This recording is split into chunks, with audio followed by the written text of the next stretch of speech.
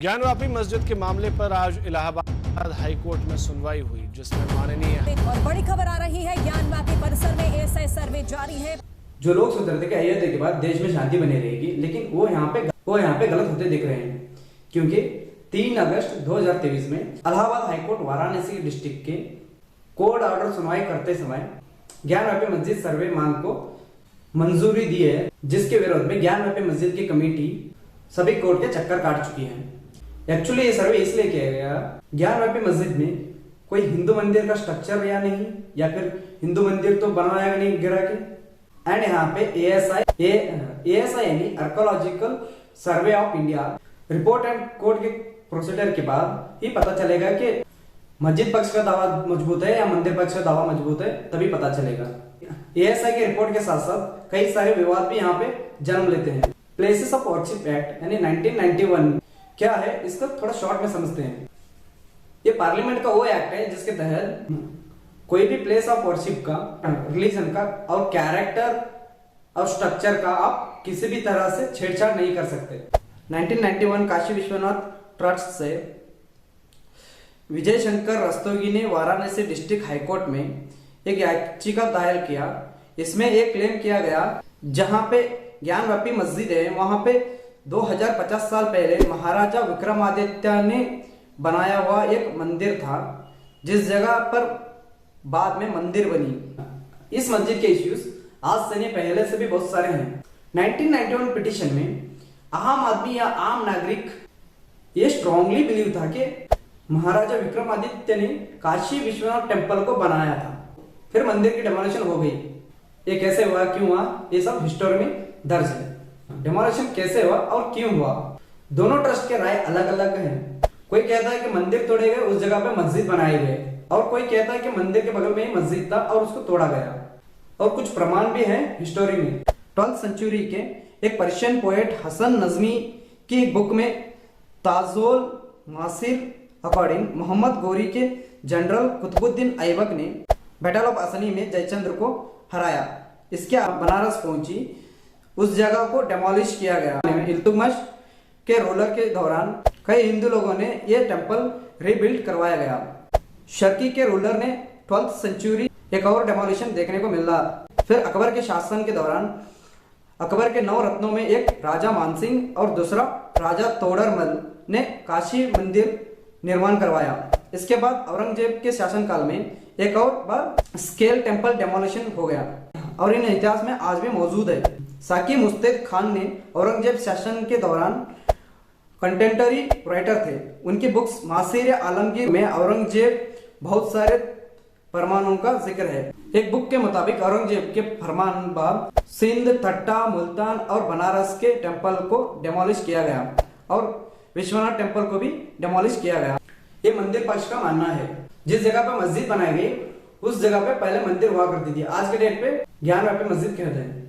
मस्जिद पक्ष का दावा है कि ज्ञानवापी मस्जिद अकबर शासनकाल से ही मौजूद था, और अंजुमन इंतजामिया मस्जिद कमेटी के सेक्रेटरी सैयद मोहम्मद यासिर, इनका ये कहना है कि अकबर के पीरियड में इस मस्जिद सटा हुआ एक दीन इलाही का मरकज भी हुआ करता था। अकबर का वो दीन इलाही जिसके सिंथेटिक रिलीजन को आपस में जोड़ने की कोशिश करती है, सारे धर्मों के अच्छे पॉइंट्स को यहाँ पे मिलाकर एक दीन इलाही बना दिया। इस मरकज सेंटर को औरंगजेब के शासनकाल के दौरान हटवाया गया, और उसी के रिमांड्स आज भी मस्जिद के आसपास दिखाई देते हैं।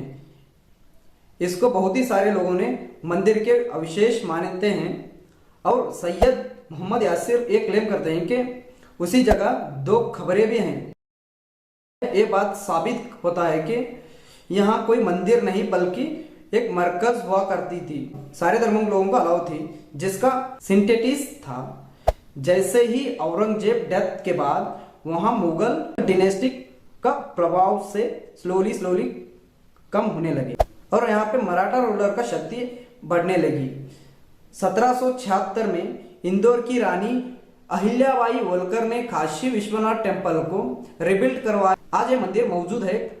कहा जाता है कि वही टेम्पल है जो महारानी अहिल्याबाई होलकर ने उस वक्त बनवाया था। हाल ही में इलाहाबाद हाईकोर्ट 3 अगस्त को ज्ञानवापी मस्जिद एएसआई सर्वे करने की मांग को परमिशन दी थी और 2 सितंबर तक एएसआई सर्वे करने के लिए डेडलाइन दिया गया है। और अपना सर्वे पूरा करने के लिए इस सर्वे पे रिसर्च और सर्वे रिकॉर्ड करते समय और सर्वे में इस बात का पूरा ध्यान रखा जा रहा है कि मस्जिद के रिलीजन के कैरेक्टर्स को उसके स्ट्रक्चर के साथ किसी भी तरह की छेड़छाड़ ना हो, क्योंकि 1991 प्लेसेस ऑफ वर्शिप एक्ट ऐसा करने से मुमकिन नहीं है। ASI survey ground penetrative radar technology इस्तेमाल कर रहा है ताकि मिनिमम फिजिकल इंटरफेरेंस हो सके।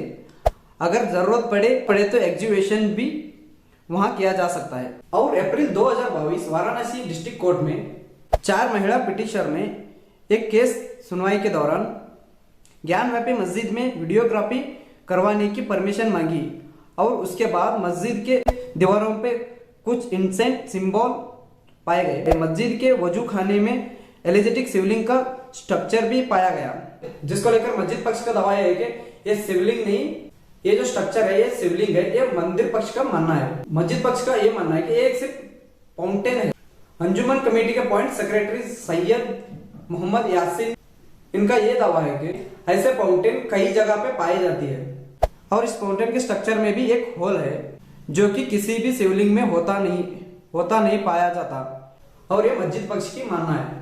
ये क्लेम सिर्फ मोहम्मद यासीन ही नहीं, ये काशी विश्वनाथ के जो पुजारी है उनकी फैमिली के मेंबर राजेंद्र तिवारी कहते हैं कि कोई एलिजेटिक शिवलिंग नहीं है। ये जो स्टोन के स्ट्रक्चर के बीच में जो 63 सेंटीमीटर का होल है वो किसी भी शिवलिंग में पॉसिबल नहीं है। और राजेंद्र तिवारी का एक और कहना है कि असली शिवलिंग वो है जिसकी आराधना अहिल्याबाई होलकर के समय से उनकी परिवार के लोग करते हैं।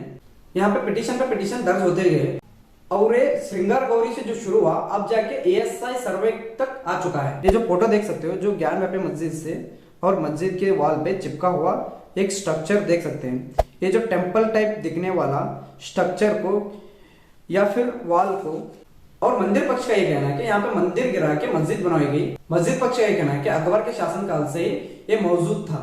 इस मस्जिद के आसपास कई हिंदू डेटिएक्स आर्टिफैक्ट्स मौजूद है। इसमें से एक श्रृंगार गौरी आर्टिफैक्ट लेके ये सब लाइमलाइट में आ गया। 18 अप्रैल 2021 4 महिलाएं वाराणसी डिस्ट्रिक्ट कोर्ट में एक पिटीशन फाइल की। इस पिटीशन में मांग करे कि डेली बेसिस पे श्रृंगार गौरी पूजा करने के लिए इजाजत दे दी जाए। ये जो 4 महिलाएं हैं मंजू व्यास, लक्ष्मी देवी, सीता साहू, रेखा पाठक। 1993 श्रृंगार गौरी की पूजा करने की डेली अलाउ थी और डेली बेसिस पर पूजा होती थी। किसी को कोई प्रॉब्लम नहीं था, ना मुस्लिम पक्ष को ना हिंदू पक्ष को। सब अपना अपना धर्म को वहां पे मानते थे और अपना प्रेयर्स करते थे। वीएचपी का लीडर का कहना है कि एक बार बजरंग दल के कार्यकर्ताओं ने गंगा जल से 300 से 400 कलश ज्ञानव्यापी मस्जिद की ओर फेंक दिया, जिसके बाद एडमिनिस्ट्रेशन ने वहां पे 10 फीट का बैरिकेड लगा दी। एक कदम और आगे बढ़ते हुए कुछ समय के बाद फिर से ऐसे किया गया। इस बार एडमिनिस्ट्रेशन ने 20 फीट का बैरिकेड लगा दी एंड एडमिनिस्ट्रेशन ने बढ़ते हुए कहा श्रृंगार गौरी की पूजा अब लिमिट कर दिया गया। अब साल में सिर्फ एक ही बार पूजा कर सकते हैं।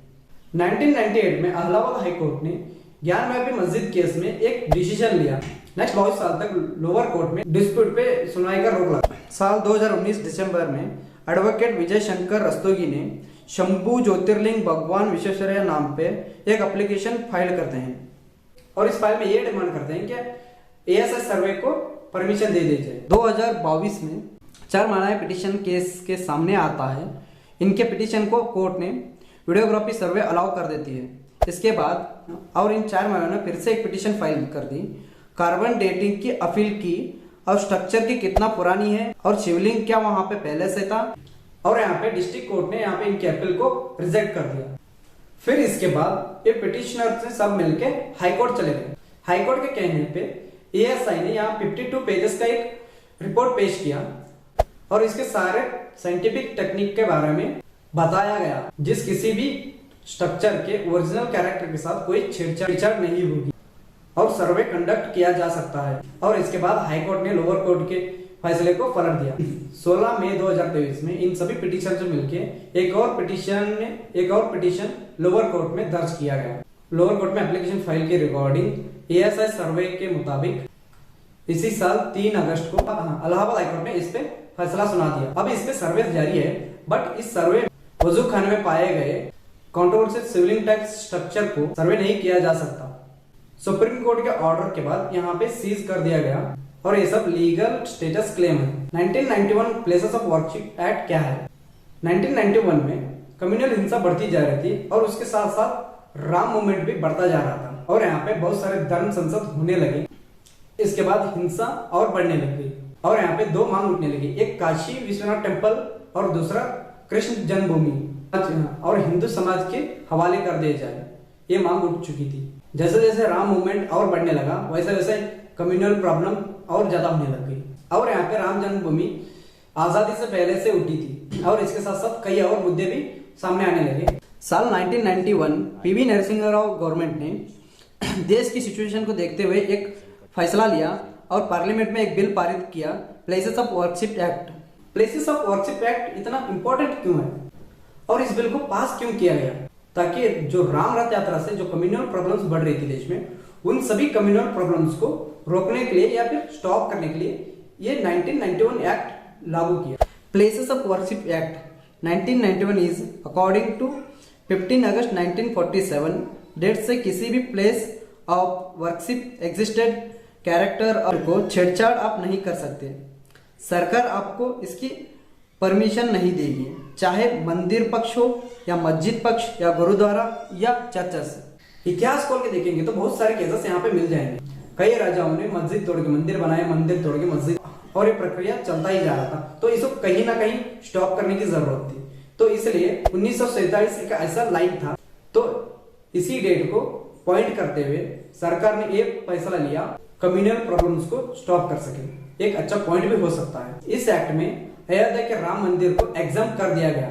ये मामला 1947 से पहले से ही चली आ और दूसरे कोई वर्शिप के अंदर कोई छेड़छाड़ ना हो, इसलिए 2019 में राम मंदिर की सुनवाई के दौरान सुप्रीम कोर्ट के एक बेंच ने इस एक्ट को समर्थन किया।